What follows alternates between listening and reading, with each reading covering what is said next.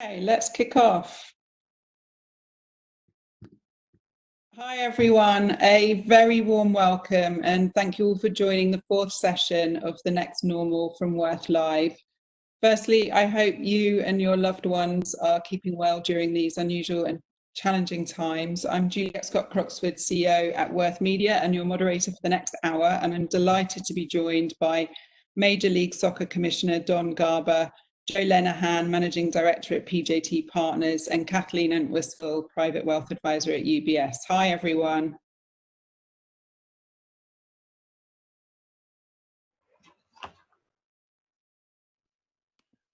Many of us have been impacted by this global health pandemic, and many are still responding and recovering from the crisis and the extraordinary and devastating impact it's had on our personal and professional lives.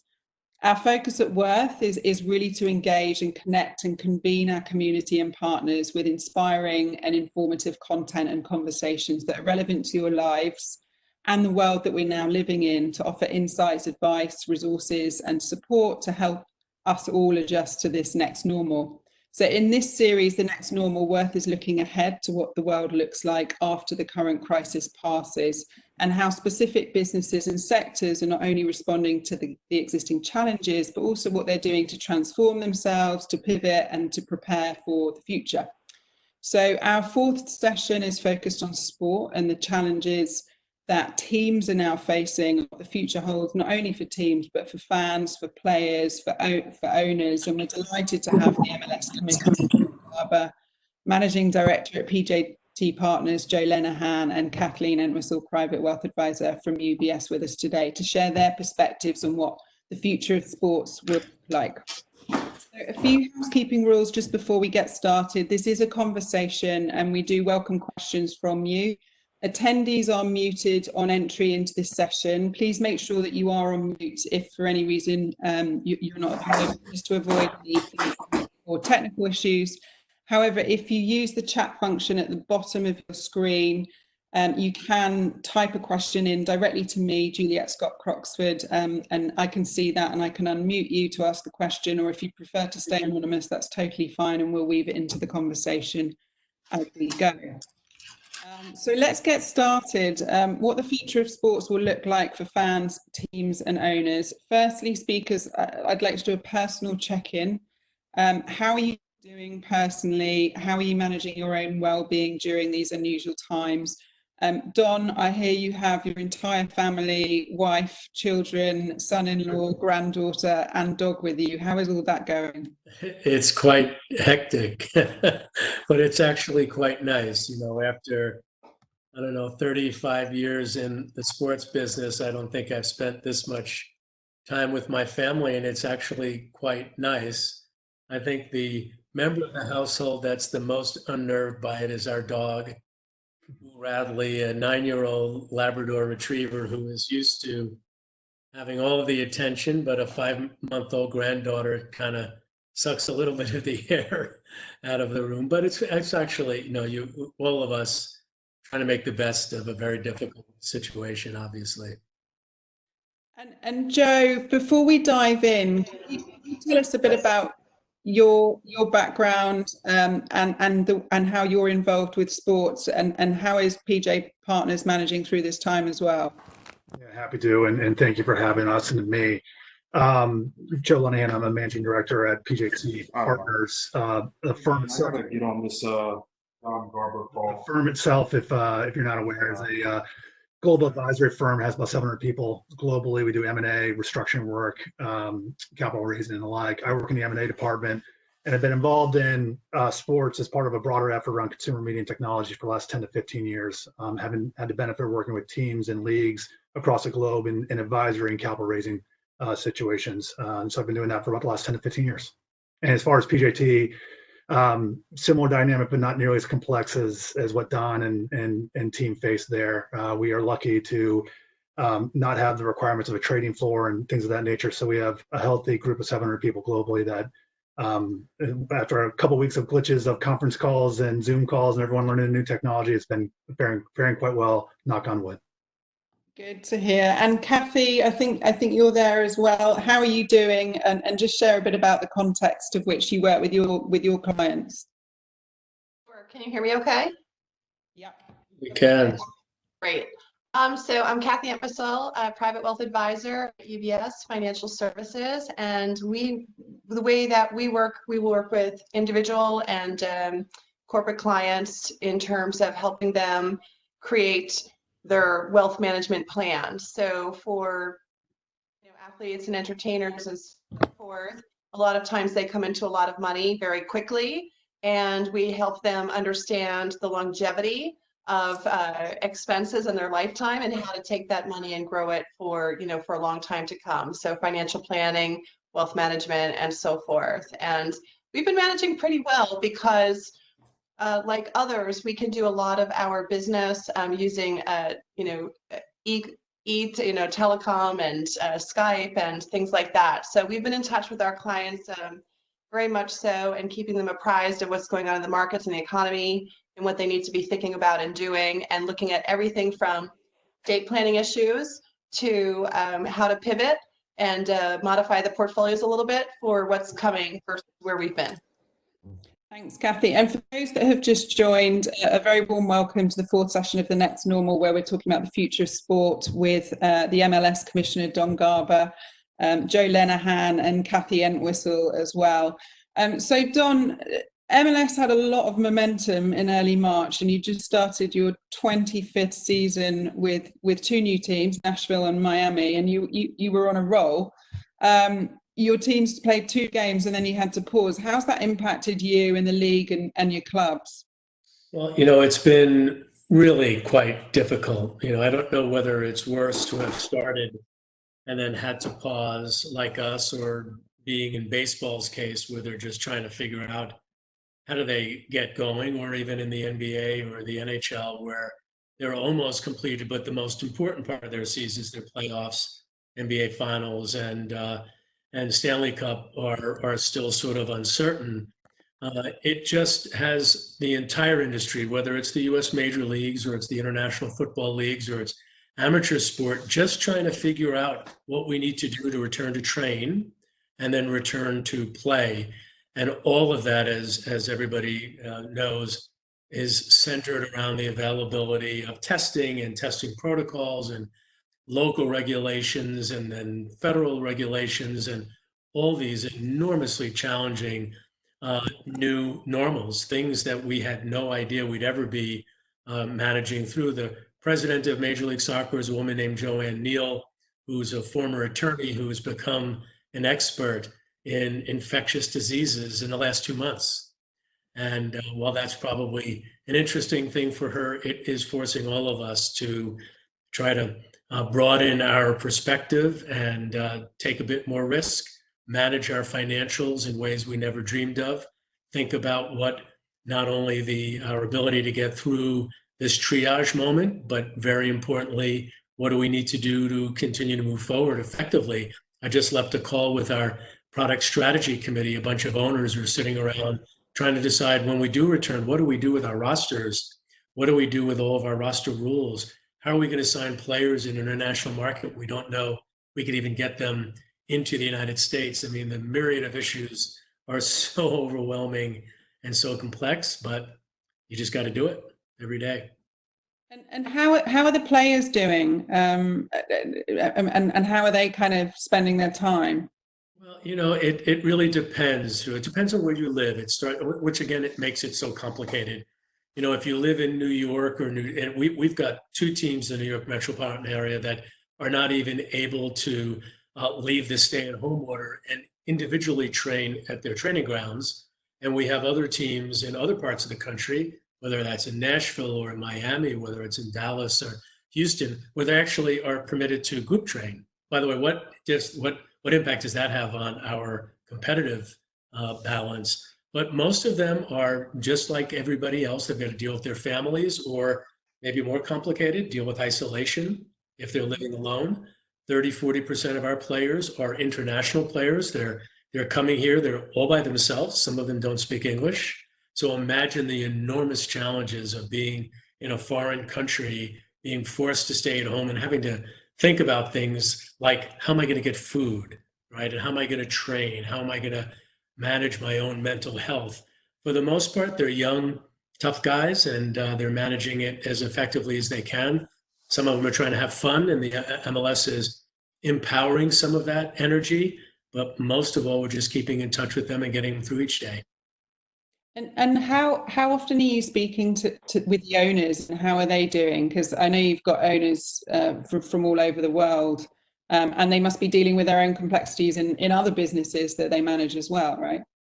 Yeah, it's very, very true. And we're blessed by having on our call today, we had an owner that is involved with Manchester City and 4 or 5 other clubs around the world, or an owner that owns a team in the Bundesliga, or an owner that owns a team in Italy. And then we have a bunch of owners that own teams in baseball or basketball or hockey. So our ability to be able to share and ingest all of this information as it's rolling out around the world, how our business is coming back to work, how our sports teams returning to train, returning to play. I'm speaking to owners every single day, and beyond their sports interests, as everybody knows, and certainly the people that are managing wealth on this call, so many of their businesses are under enormous stress. That stress kind of affects their thinking. Sports are generally long-term holds, so it doesn't put short-term pressure on our business in terms of viability, but it certainly affects their mood at the very least. And perhaps it affects their decision-making. Yeah. And that is what it is. I can smile because you're smiling, but it is a very, very, very challenging dynamic from start to finish, but no different for our industry than any other industry, really. And Joe, what advice, just knowing that you operate in this business from a different perspective, what advice would you give team owners right now? And are there other businesses and industries that you would look to as an example of how they could perhaps navigate the crisis? Yeah, it's a great question. And obviously, Don's already touched on the operational complexity and variability and the human level aspect of running leagues and teams today. And so, as we speak with owners and managers of sports assets, there's much more of an operational focus day to day for any one of these clubs. Keep in mind what the advice that we typically provide is around M&A, strategic moves, and financing. I think even a layman within M&A would appreciate that in today's market environment that has slowed down tremendously. However, what's really, I guess, encouraging to some extent, and where we spend more of our time of late, is helping teams and leagues in today's environment think about what appropriate capital structure and liquidity should look like.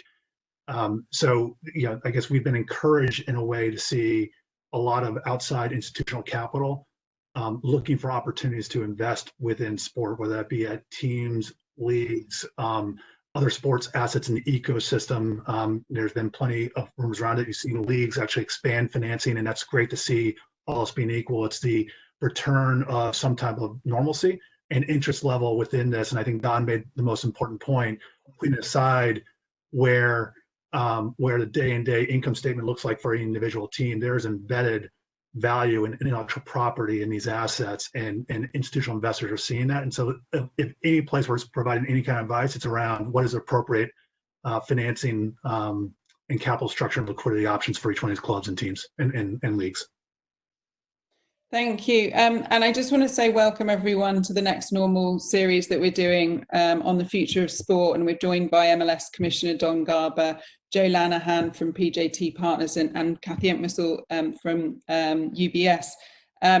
We welcome questions. Please do chat to us and directly to me, Juliet Scott-Croxford. I want to come on to the fans. But before we do that, Don, I know there's a question. I mean, MLS has had like an ambitious expansion plan, and there's a question from Drake Hills. Drake, are you there? Yes, I am. How are you? Very well, thank you. How are you? I'm great. Commissioner Don Garber, how are you doing today? I'm doing okay. How are you? I'm great. Thanks for having me on. I hope everyone on this panel is safe and making sure that they're continuing to stay in a positive mind. Of course, it's a challenge, but we're all overcoming it. I wanted to ask you, Commissioner, about obviously the expansion, as Juliet mentioned. When you're taking a look at a lot of the off the field, the embracing of the community, not just of the club itself, but the city it's a part of, and who exactly is a part of this staff and a part of the community that's supporting these clubs, particularly for someone like Nashville SC. I mean, what do you think that this pandemic has done to them in challenging that process of that cohesion and that community coming together? And how do you think that it could possibly maybe produce something new? You know, it's a very good question. I think many people are on this WebEx and those who are panels. You know, we're all managing our respective businesses, and you get stuck into what I call a triage mode, where you're spending all of your time thinking about what do you need to do, to Joe's point, to manage liquidity and to manage the access to capital. And we're thinking about how do we manage our players. We clearly are really focused about what impact this is having on our fans, because at the end of the day, you know, we're a passion point for them, whether it's their connection to their local team or it's their relationship with their community and that close connection that the club has in the community. And that's on pause right now. And there's this massive hole in the heart of so many people across our country and across the world, in that they don't have sport to thrill them, to distract them, to enlighten them and excite them and the like. And that lack of sport is really pretty dramatic. And I think one of the places where it's felt most is in the communities where our players live and where they generally play, where they're integrated as part of so many different community programs. And that's something that just can't come back until we come back. And we are, as all the leagues, struggling to come up with that plan to figure out how do we do it in a way that's safe for our players, our staff, and obviously for our fans. With us, it's particularly challenging because we have two brand new teams. The Nashville team came on, played opening game, over 60,000 people. It was one of the largest attended sporting events of the springtime, one of the highest attended events in soccer or football around the world at that time. Our Miami team, that's owned by a bunch of local guys, and David Beckham, were just ready, a few days away from having their first game, and an enormous global audience getting ready to tune in there. And then you hit the brick wall and you've got to stop. The fact that our players really can't get into the community makes it that much more difficult, because even when you are involved in, you know, you might have 3 games before or 3 weeks before you have a home game, or you might have players that are injured and might miss a whole season. They're spending time in our league and every other league and every other sport doing things in the community. That's part of what makes sport and local fan avidity so strong. And that's lost right now. There's very little that we can do about it other than virtually. We've had all sorts of great events via WebEx and via Zoom. We have all sorts of fun challenges going on. We have ways that we're engaging our players in their communities when they can get out. Miami, for example, the players are involved in a food drive. Their facility is making food and making that available for those in need. There are all sorts of fun eSport games that are going on. We just finished a 6-part series with Fox. And that's the best you can do. It's why we are just so focused on getting back and trying to be a step ahead of, if you will, some of the developings that are happening on the testing front, so that we can be ready when we're able to get our players back on the field. That was a good question. Don, I have a question for you too, if that's okay, Juliet. So in terms of, you know, everyone's so excited for sports to come back. You know, we're all waiting for it. And I'm wondering, does that mean, because there's going to be such a great demand, and it's televised, you know, there's in person, there's televised, do you think, can you see the advertising costs going up, like almost like a Super Bowl sort of a event? You know, it's interesting. We're doing new models now. What does the world look like? I'm sure somebody will ask this probably, Juliet, like what's a world without fans, and what's the economics of a world of stadiums without fans? You know, I think most of the companies, the consumer products companies, they're building up all of this anticipation because media partners can't deliver the gross rating points. They can't deliver the audiences. So even though ESPN and every other network is providing lots of games that are tape games and historic games and the like, and studio programming, they're not delivering the audiences. And when we get back, it's going to be a mad dash. But for the most part, those media partners have to deliver on the lost audiences that they weren't able to deliver during the first quarter of the year. So I don't think that we as a league, or I'm not sure the media partners of the world, are going to be able to generate incremental revenue. I think, like all of us, we're trying to capture the lost revenue. And that is a huge, I mean, we will lose $1 billion in revenue sitting where we are today, and we're the smallest of the 5th major leagues. So imagine what's happening to the other leagues that have significant revenues that have been lost. And by the way, you can't make that money back. Thank you. I think we can't hear you, Juliet. At least I can't. Sorry, I was going to say, Joe, presumably that it's hurt many clubs and many leagues. It's not only the MLS that have felt that business impact in such a strong way. Yeah, I had a little background noise, but I think what I heard you say is it's impacted a lot of teams. You wanted me to opine on that. 100%. There's a lot of facts and figures that have thrown out there in the popular sports press, but a lot of it is pure speculation right now. There's so many variables at play as to when one play gets started. Will fans be allowed back? How does labor incorporate in all this stuff? There's just so much to opine on, but the fact remains, fewer games means less top line and therefore losses that exist. I think the thing that is encouraging, and was raised by Kathleen, is at the end of the day, what this pandemic, if there's a thin silver lining in this whole thing, what the pandemic has proven is this almost insatiable appetite for live sport, and where does that transition at the end of the day? You have 6 million people watching The Last Dance. You have an NFL draft done in someone's basement, essentially at 40. The ratings were up 40%. And these are non-live events, essentially, at the end of the day. And so I think we're encouraged to see, or at least I'm excited to see what transpires. Even if ad dollars, to your question, Kathleen, don't come roaring back or don't make up for lost space. What transpires at the end of the day, and how during this time frame when leagues and teams have had to interact with their fans in new and unique ways, what remains thereafter to kind of enhance and embellish as everything becomes normal.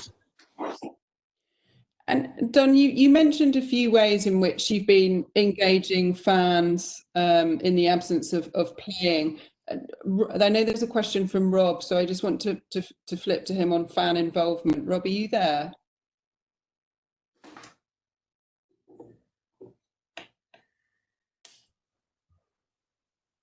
Yes.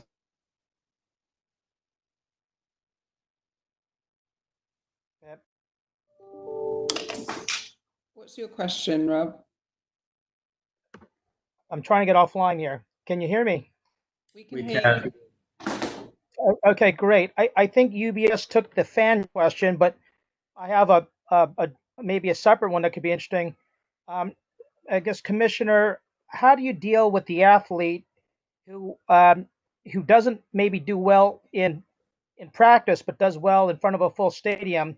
Can you speak a little bit about that sort of that athletic competitive edge, and then maybe the PJT side, just given their experience in turnarounds and the like, how is this class staying competitive and in shape, and whether it's to an empty stadium or it's driven by sort of telecommunication cables, sort of the mental health and also the the level of play being being high.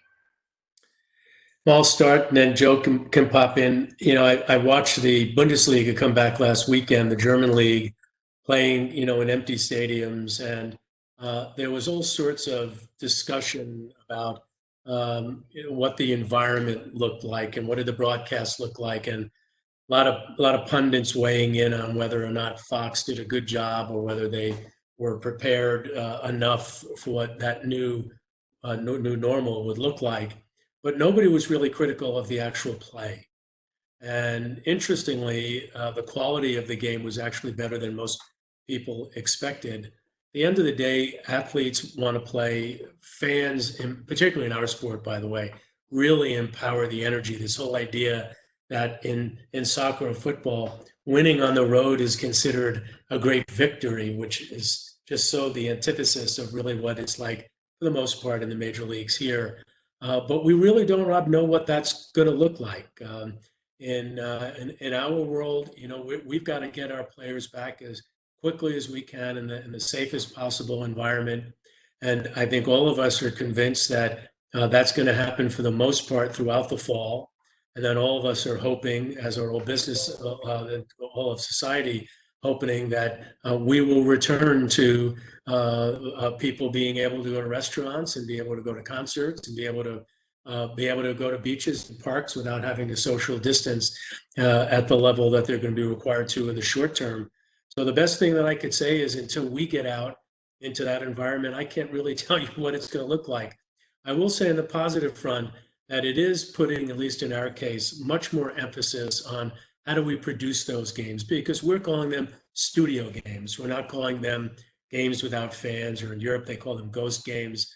We're trying to, when we do get our format approved, it will be something that'll have more broadcast technology, more audio, more special effects, more virtual environments from an advertising perspective as opposed to virtual crowds, where we can be more creative with the screen, if you will, because frankly, the screen is not going to have fans in it. So what else can we do beyond that picture of the players on the field that can drive revenue and maybe even drive some fan engagement? And how much collaboration, Don, is there between European leagues and the MLS on that type of production? Well, it's really less about the collaboration amongst the leagues. Again, a really good question. It's more about the collaboration amongst our broadcasters. Because broadcasters are trying to figure out how do they manage all of this? How are they going to shoot a baseball game? How are they going to shoot it in an arena? How are they going to shoot a soccer game? And I will tell you that in our return to play format, we have more cameras than we do in a normal setting because we're trying to figure out better, more unique, more close-up angles, more personalization. And I know there's an enormous amount of work being done by our broadcast partners, Fox, Univision, and ESPN, to try to make them as attractive and entertaining as possible. And Joe, any comments on the question from Rob around turnaround? Yeah, Rob, maybe you could just clarify real quickly. Did you mean from a financial standpoint, leagues or teams being in a difficult financial state at some point in time? I wasn't quite following the question. I want to make sure I answer it correctly here. Yeah, I mean, I know you guys do a bit of that, but I think it was a little bit more on sort of competitive spirit and more the athletes being ready, mentally ready to engage. I think Don probably hit the nail on the head there, and I have little add as a mediocre high school soccer player at best. I can't really comment much more than that. Rob, I'll finish with our players want to get back to play. That is what they do. Soccer players in particular, they work out for a living. For every game, they're training 7 times the amount of time that they would be performing on the field. They just want to get back. They want to get back safely, but they really do want to get back. And Don, we've seen reports regarding returning to play perhaps next month. I know nothing official has been announced yet. Is there any update there, and what's the process for that? Well, nothing that can be great news that will give anybody a scoop here. But we are all, and everybody who follows sport know that we're all managing this idea of what is the right protocol, and those protocols and testing are changing and evolving minute by minute. What we were looking at a month ago compared to where we are today is almost unthinkable, like this whole pandemic. And as the testing and the speed of testing and the type of testing continues to evolve, whether they're FDA-approved testing or they're new technologies that are being tested to be seen whether they can be applied, all of that is the driver of what our decisions are. So we are looking at a number of different options. Some of them are neutral sites where we would bring all of our players together. They would be in quarantine, and that's a very difficult thing for anyone to do, let alone our 850 players in one location, all their staff and everything around it. But we believe that there is a process for us to manage in a very safe way, timely way, be able to deliver games and get our broadcasters to have the games that we're obligated to deliver them, but most importantly, getting our players back and our fans able to get behind their favorite players and clubs. And then returning to play in our stadiums later in the fourth quarter, when we think testing will be even more universal. And as everybody knows, sports leagues can't take testing away from the general public. Certainly, we don't want to take PPE away from healthcare workers that need it. So you don't have a linear decision process here. There are like 50 different factors that all need to be considered in order for us to pull the trigger on our return to play plan. We are in touch with the White House and with the CDC and with local, primarily state health authorities to be able to ensure that whatever protocols we have are in abidance with local guidelines.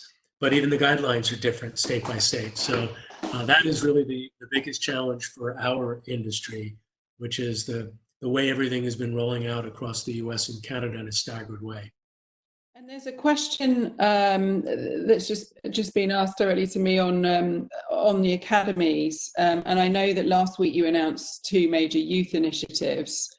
Can you just explain what that means and what that looks like? And I noticed some of the questions popping up with people that are involved in youth soccer.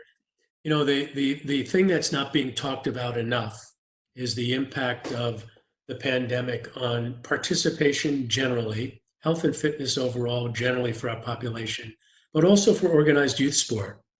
And I've seen all sorts of polls of parents and when they would be comfortable to let their kids get back to traveling to a soccer tournament, to a basketball or hockey tournament.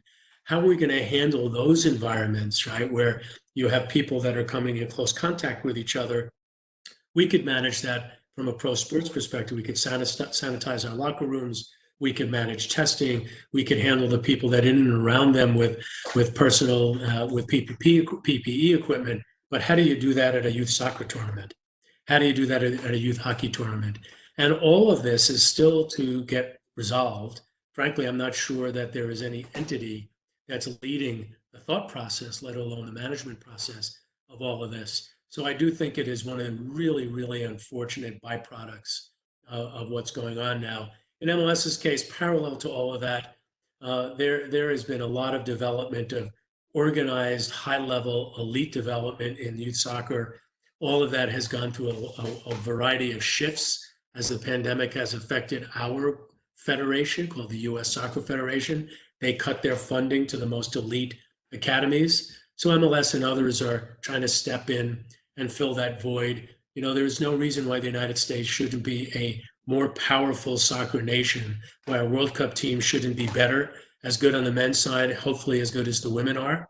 And we are really lagging in that development, and MLS has really gone in with both feet, even during COVID, to try to figure out how we could accelerate the development of the male elite player. I was very happy to see in the MLS expansion plans the St. Louis building their stadium, and that would be the first female majority-owned club, right? Yeah, it's very cool. It's the ownership group, the family that is the private owners of Enterprise Rent-A-Car, and the founder is this Enterprise, by the way, is the name of the aircraft carrier that the founder of Enterprise was a World War II ASON. And when he came back, he named his company after the aircraft carrier that he flew on.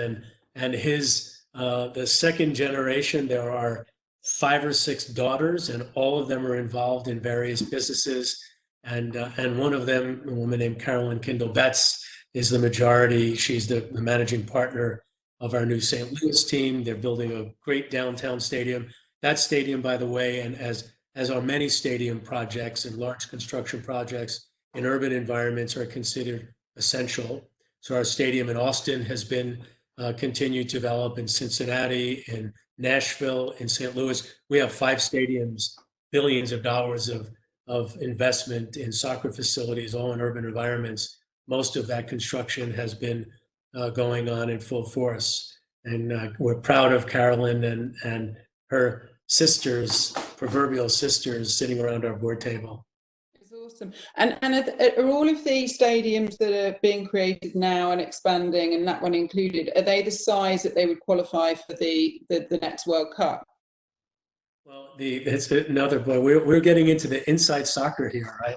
So no, they wouldn't be. You know, the size. The U.S. will have the World Cup along with Canada and Mexico in 2026. The size of those stadiums are 45,000 and up, and there are dozens and dozens of great stadiums all over the three countries which will host the World Cup venue, will be serving as World Cup venues. Those venues haven't been selected yet. They'll be selected. They should have been by now, and I think the pandemic has slowed that down. But our facilities would serve as training environments and other ways that will be very, very deeply connected to any of those cities that ultimately win the bid to host the World Cup. There's a question from Andy Murray. I don't think it's the tennis player, regarding the eSports. You did mention eSports and how that's become much more prevalent. Andy, are you there? Hi, can you hear me? Yes. You can. Hi, thanks so much. Not the tennis player here. I'm calling from New York. I just want to thank you again, Juliet, for hosting this panel. I heard eSports mentioned earlier, and it's obviously an industry that a number of us are thinking about, especially here at the Milken Institute. I posted in the chat just some statistics we have on the industry, but was wondering, panelists, what your thoughts are on eSports remaining kind of the great democratizer that it is today, really in the sense that so many people all around the world all have access and ability, and kind of come from the same playing level, if you will. And just given the popularity around it, especially now in the virtual world that we live today, what are your thoughts on kind of protecting that industry and, you know, preventing it from, as I said, commercializing like the traditional sports industry? Can we do that, or is it inevitable? You want me to start? And then certainly Joe knows a lot about this, and his PJT has spent time advising us on a number of emerging industries. So I'm sure he has a point of view on this. I'll just give you from my perspective.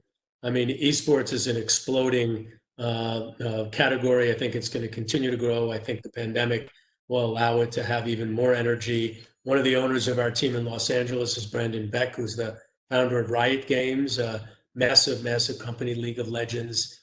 And that company was sold to Tencent a number of years ago. But we, and in the soccer business, have got a very, very, very active eMLS business. Every team has a professional e-gamer, and I think it's going to continue to grow, continue to be monetized. I attended the Milken Institute event in LA last couple of years. I attended a panel talking about esports. I don't think the pandemic's going to have any negative effect on it. Frankly, I think it'll probably stimulate some growth. Yeah, and I'll just add on a couple other thoughts on this. And Andy, I completely appreciate the question you had and the perspectives and the angle you brought to the question itself regarding individualization and the opportunity. It's clearly a sport that is played on a global basis, has a massive audience, both locally and globally, has a very young audience.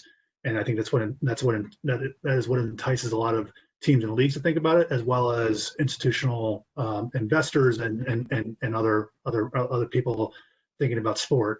I think the trick to answer your question, I think the trick is how do you grow and further popularize a sport like this without real capital flowing into it? It costs hundreds of millions of dollars to develop the IP around some of these games. At one point, it costs hundreds of millions of dollars to be able to deliver these games across platforms like Twitch and YouTube and the like in an efficient manner so it can grow popularity.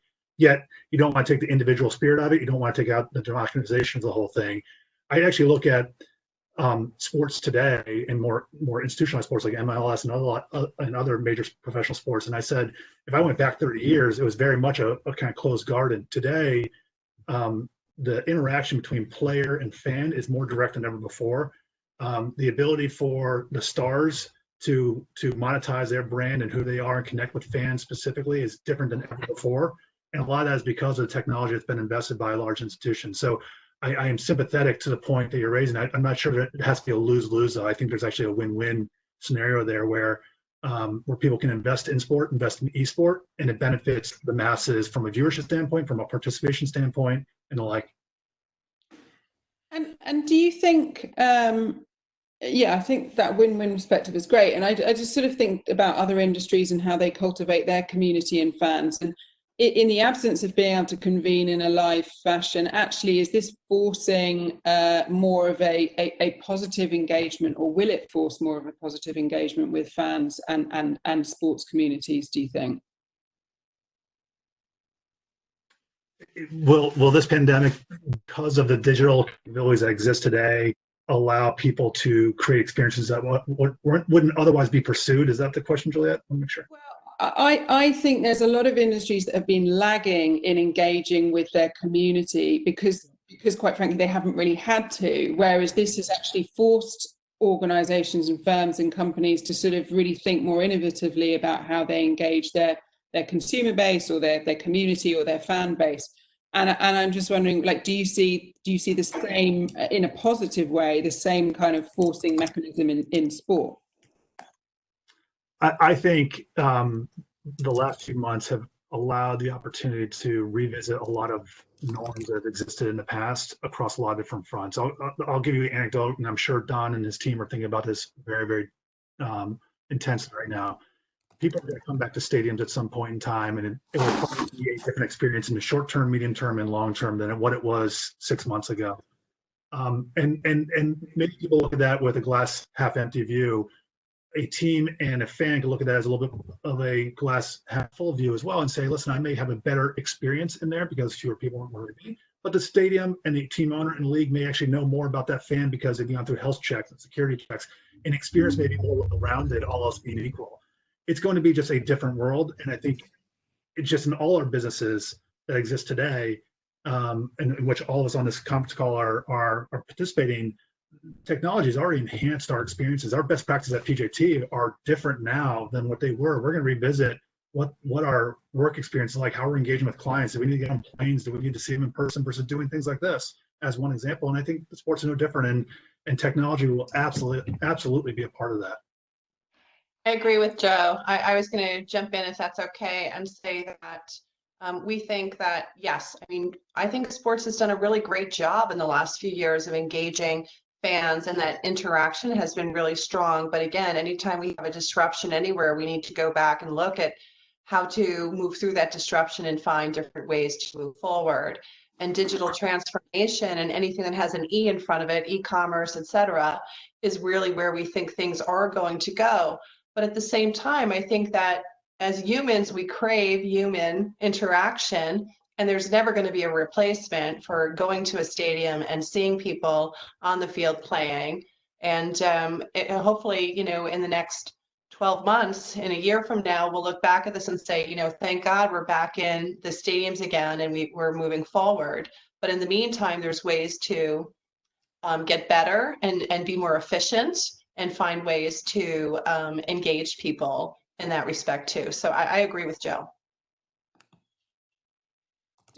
Don, just looking towards the future and sort of more macro trends, how is this time affecting team valuations? And team valuations continue to increase, right? Yeah, I don't think it will affect them in the long term. I mean, I think everything is going to be affected in the short term, but long term, and when I mean what has been short, middle, and long has changed so much in the last 2 months. But you know, most people that are investing in sports do so almost with an eye towards generational wealth, as opposed to short-term return on cash. And sports have been great investments over time, even during bumps along in the economy. They continue to go up in value. I don't think I can even remember a team that has sold for less, and in major leagues sold at less for the money that's been invested in it over the last period of time that I could recall. But I don't think now is the time we would want to be going out and selling an expansion team, and I don't know that now would be a time that any owner would want to be selling their team. But clearly, people need to be thinking about how do they drive liquidity, and there'll be all sorts of very interesting opportunities. Joe is, I'm sure, well aware of them. There's been a fund that was recently announced that started by one of the former founders of CAA, and an investment fund called Landmark that is looking to invest and buy non-controlling minority investments in pro sports. A handful of leagues have looked at, others have approved changes to our rules and our approval rules in terms of ownership by allowing for funds to come in and make investments in pro sports teams to provide either liquidity for existing owners or available cash for those that need it in the short term. These were things that were being developed pre-COVID. Now I just think they're taking on a lot more energy and a lot faster. So what do you think the biggest changes that we should expect from the sports industry overall, more in the long term? I know that this is a strange time to even sort of reference or pin something on, but longer term, how do you think this is going to affect sports? Well, I think long term, in the broad perspective, our industry will look back on this as certainly a very historic, unprecedented, unimaginable period of time. But I do think we will get back to the business that we have been in, where we are developing players. Those players are going to be performing as professional athletes. There'll be an ecosystem of revenue in and around that. There'll be facility investment and community engagement, et cetera, et cetera, et cetera. I do think the experience will change, no different than it changed how we travel and what it is that we need to do to get on an airplane. I think some of those things will evolve in terms of how we're managing ingress and egress into our stadiums. We have bag policies for security purposes. We might have, I expect we probably will have, temperature checks and perhaps even digital questionnaires. People will be encouraged, if they do not feeling well, to not attend a sporting event. And there might be checks and balances to determine, in fact, whether or not you'll be allowed into a stadium if perhaps, for example, you have a high temperature. How food is handled, how food is served, how are we interacting with each other, how are we getting in and out of our stadiums while we're inside. It's going to be like a theater where you're leaving row by row, as opposed to this mad dash for the exits. How are we going to manage the sanitation in our locker rooms? I mean, I can go on and on and on. I think those things are going to be long-term changes in terms of how we operate. But in terms of the sports industry as we know it, it's been through world wars, it's been through other pandemics, it's been through changes in the economy. Sports is going to be bouncing back from this. I just can't tell you whether that's next week, next month, or next year. Probably not next week. And the reopening, the resetting, how much of that is a sort of local issue, city by city, Don, and how much is it being influenced at a national level in terms of when we can start playing again? Yeah, it's an interesting question. The air travel is federally mandated and federally controlled, but stadiums are local jurisdictions. So there are some stadiums that don't have the same guidelines in terms of what you can bring in and how are you scanned and what's the process. A lot of that also is league regulations. Every league has got to come up with how they can be protected. How do they manage it from an insurance and liability and risk perspective, but also how could they manage it in with their fans? And stadiums are different sizes and they're configured different and the like. So I think all of that needs to get resolved, Juliet. And right now, I'm not sure anybody is really trying to think about the how in terms of the governance of it. Everybody's trying to think of the how in terms of the operational aspects of it. Yeah. Joe, what do you think will change from the business perspective for the sports industry longer term as we move into this next normal? Yeah, if there's anything, and again, I think about this in terms of financing and M&A type work, but if there's anything I'd say, what this has taught us is, a few things. One, the counterparties that leagues and teams are taking on, whether it be media partners or otherwise. I think everyone's had a real, for lack of better words, come to Jesus moment about, what is the right way to proceed through the next few months. And some of the agreements are being solved contractually, some are being resolved in more commercial manner. So I think how you think about who your major counterparties are, going forward will be one aspect of it. I think what your appropriate capital structure is, how much liquidity you need on your balance sheet will be something that will be revisited. Is it right to optimize for the sunny day, for the rainy day, or somewhere in between? Something, capital structure that's good for all weather, if you will. And I think the last thing is what, from a team standpoint in this time, and you want to engage with your fans, do you have a real connection to fans, right? So oftentimes there's middlemen in between teams and their fans, whether it be a media partner, whether it be a ticketing department, you name it, or ticketing provider. Can you get closer to the fan and close the loop, if you will, in times in which you don't have them in your stadium, in your venue, where you can deliver a product? So those are some of the things I'm sure, past what Don calls it the triage moment, that everyone will kind of sit back and say, well, what can we learn from this whole thing, and how do we change it going forward? And Kathy, I'm sure many of your clients and many of UBS clients are owners in sports clubs themselves, or are involved in them as an investment matter. Are there new investment risks that they should consider now, and what advice are you giving your clients in that space? I think the biggest thing that everybody looked at in March was liquidity. Liquidity was really the big issue, and if you didn't have liquidity, you were really under a lot of pressure. So I think for any business owner, you need to think about that balance sheet, as Joe was saying, and you need to think about where you can access capital when needed, and to have your money set aside to get through this rough time. I also like what Don said, because I agree completely. These investments that people are making are long-term. They're thinking long-term. They're not thinking, let's make a quick money and turn it around. This is an investment, a family investment, multi-generational, and it's got with a long view. So from that standpoint, again, it's don't panic, right? We're in a tough situation, and we have people leading us through it in a sense, and trying to come up with the best way through this.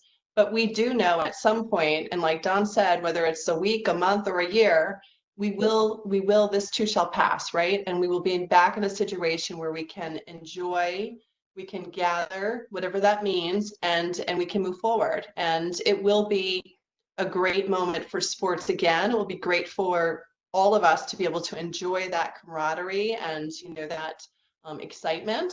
And also it will be a nice opportunity for long-term growth for the sports industry. And Kathy, we always like to conclude these conversations with a kind of a hope or a bright spot. What's your sort of bright spot that you're focusing on right now? I think just being able to see past this, to see where we're going to come out on the other side, and focus on that and plan for that. So in other words, I'll leave it with a sports analogy because I love this one. You have to go where the puck is going, not where it is right now. Joe, your reasons for hope, what are your bright spots you're focusing on? Also, I think we have to take whatever good came of this whole thing and build upon that. And that's not too dissimilar to what Kathleen just said. Don started to call off in the right way. We've had a lot of benefit of being closer to people and reaching out to people that you haven't otherwise had a chance to connect to. And I think creating some of that connectivity and that network really matters as we exit this whole thing, and both on a personal and a professional basis. And so I'm hopeful that that's a little bit of a softer answer, and that's not much tangible matter behind it. But I actually do think that this has brought the world a little bit closer together, and that means good things for all of us, again, personally and professionally.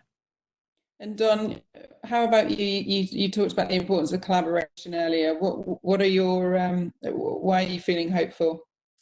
I'll give you two things. One is, I've been thinking about this throughout the call, and it'll get to my hopeful comment, but so much of what is concerning people is all of the information they're getting about consumers' perceptions about where they see things going and what will they do, how do they view the industry, will they go to a sports event, will they go to a restaurant, will they go to a concert? And people are living in times now which they have no preparation for. I don't use unprecedented anymore. It's unimaginable. You could not even imagine that we would be all living through this in real time. So when you ask a consumer, am I comfortable, when will you be comfortable going back to a sports event? That question is pondered through the lens of what we're experiencing right now. And nobody can really see what will happen in a week, month, or further. We're so close to what's happening medically because the leagues have to be literally on the cutting edge. I was on a call with Dr. Fauci this morning. And ultimately, I do think that I have hope that the brain power of the smartest, most powerful, most well-funded people in the world are going to accelerate some of the solutions that we need, whether those be therapies or whether they be vaccines, or there be other ways that we can adapt to this virus and getting back to normal. And I have confidence and hope that that's happening. I'm trying not to live within the now and trying to think above how we can move out of this and move forward. Second thing I was saying is, as we were in triage, as Joe mentioned, I've been trying to force myself and others to spend 20% of our time a week not thinking about what we have to do today, because you could spend 500% of your time doing that, but think about how this crisis can create opportunity. And we do that within our business. I think everybody can do that in their businesses and in their lives. And whether it's somebody thinking as an investor, as Kathy's thinking about, or a company thinking about mergers, or how they're going to recapitalize, like Joe's thinking about, or how we're thinking about our industry. And I'm laser focused on that opportunity time. And lastly, I actually believe that we are going to learn sort of the compassion that and the hopefulness that humanity has that just gets crushed with every day. And you think about all these great fundraisers. And I participated in something called the All-In Challenge that was founded by a friend of mine with an idea, called me up at 2:00 in the morning and said, hey, let's do this thing where we can get people to give experiences. And as of today, they've raised $45 million for funds that can go to feed the hungry. And we need to just not do this when we have disasters. To be thinking about how could we all come together and provide value and opportunity for those that need it and could use all the influence that they have. And I hope that I come out of that. I hope my kids, my new granddaughter, even my Labrador retriever will come out of it thinking that this time was productive, if nothing else. I couldn't agree more. Don, Joe, and Kathy, thank you so much for such an insightful and inspiring and engaging conversation. And Don, really wishing you and MLS a smooth return to play. Thanks again to Kathy and our sponsoring partner, UBS, as well. And most importantly, thanks to all of you who have joined us today and for your great questions.